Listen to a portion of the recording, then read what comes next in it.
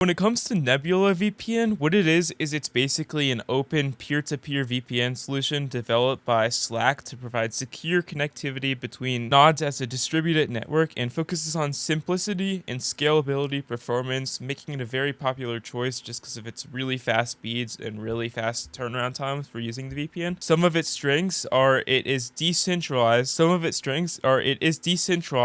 is a huge benefit when it comes to VPN, meaning it's like almost impossible to track your location. When it comes to other VPNs, it's not exactly the same so much, but this one's like that. And it's also very customizable and built for scalability. Like I said, when it comes to nodes, you can actually like put it across all of your devices really easily, and it's really minimal and lightweight, so it's just really flawless overall, and developers are very friendly and the dev team is extremely great. However, the weaknesses is if you are trying to do it with a large team, although it's really easy to set up, it's not ideal just because it does have some lag if you're trying to use it across a bunch of devices on one network login, so it's better for just smaller groups of individuals. But as you can see, I've listed a few different VPNs on screen right here. If you do want the full comparison, here's a list on screen now. And yeah, let me know what y'all think in the comments and if you guys have experience with any of these VPNs.